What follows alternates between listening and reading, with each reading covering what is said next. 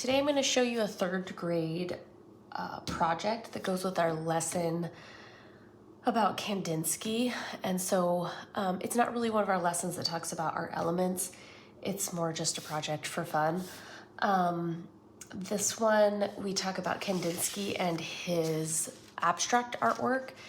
And they're just going to use this worksheet, and they do a coin flip to determine how many of each shape they are going to put on their artwork.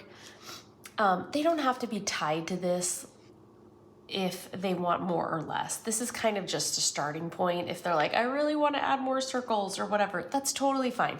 But this is a starting point for them to get started, kind of gets them in the right direction of what should be included on their artwork.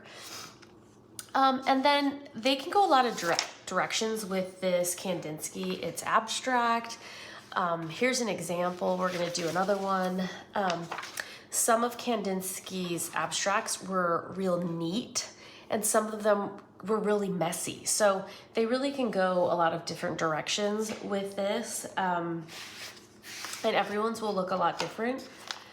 You could use a lot of different media here. So I'm going to do it with pastels, like a black oil pastel and watercolors, but you could really branch out into tempera.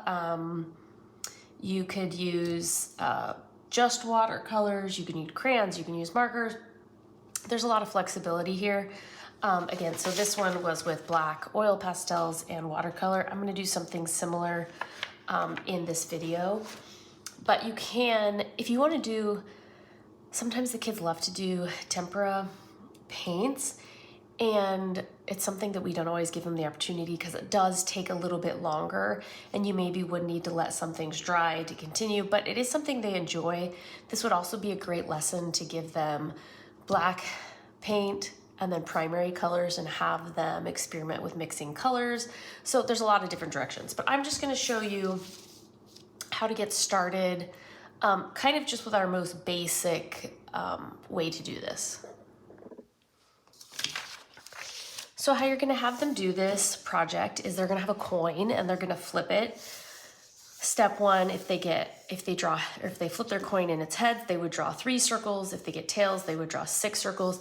I kind of try to give an example right here that they could be any different shape. You could fill them in, you could not fill them in. And then just keep going step to step to step, lines, triangles, rectangles, abstract shapes. That's their starting point. They can then add further to it if they feel like they need more shape somewhere. And they can be real organized. You could leave Kandinsky's work up so they can see it. And they could be very organized, or they could be messier. Some of his stuff was real messy. So that's what we're gonna do. I'm not gonna use a coin flip right away. I'm just gonna pick one for each, just to show you the project quickly. But you would give them a coin. They just think it's fun if you make it a game. So I'm just gonna start and go through each, so if the student flipped tails, 6 circles. So they would then draw 6 circles. And then again, they would just go to the next step. So now it's lines, draw 8 lines or draw 6 lines. So I'm gonna say I flipped a heads and I'm gonna draw 8 lines in my artwork.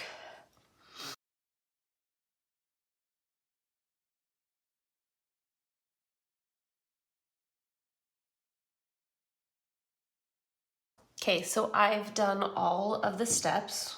I've done circles, lines, triangles, rectangles, and an abstract shape. You can see they can use the example of Kandinsky's concentric circles to make these concentric shapes. They can separate them. They really have free reign to do whatever they want. I like to use the black oil pastel, but it doesn't have to be black. They could use a different color. You could always start them on a different color of paper and a color of oil pastel. I just like the black with the white paper. And now I'm gonna move to using my watercolors, and I'm just gonna fill in. And I would really point out to them that Kandinsky's work, the entire paper would be filled in with color of some sort. So their goal is to kind of fill in.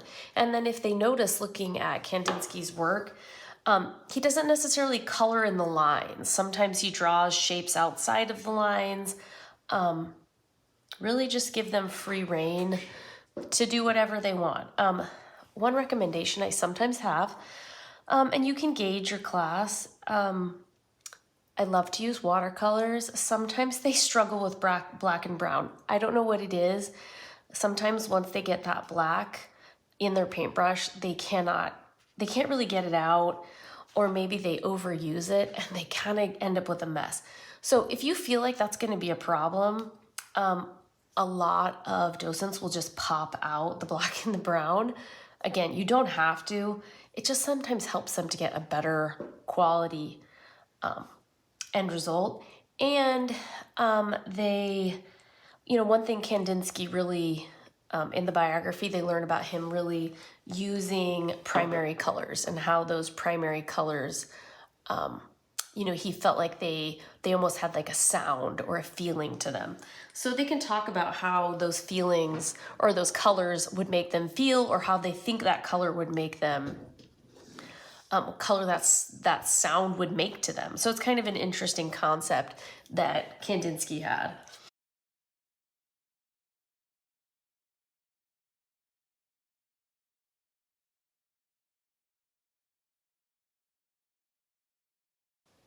So here's my completed piece.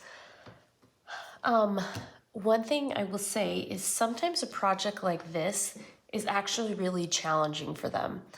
They're really used to, in their schoolwork, being given very specific directions about how to do something and what color and how to, maybe how to cut it, how to draw it. And this really is giving them a lot of freedom to go in whatever direction they want, like with a little bit of guideline. And it's kind of a challenge for some of them, but it's a great lesson for them in kind of getting those skills, how to be creative, how to kind of come up with your own work of art.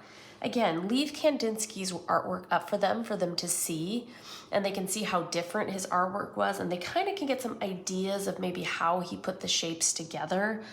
We have some elements here of Kandinsky. We've got some like concentric shapes, some repeating lines. So having elements of Kandinsky, but then having something that's completely their own. It's a challenge for them, but it is fun because every student will look very different. So this is a great project for them to kind of learn how to be creative.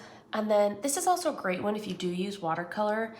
Maybe teach them some techniques of maybe how to kind of add water and blend the colors, kind of like Avatar, where it's dark here and it lightens here just by adding water. So you could use this lesson as a way to work with them on that as well.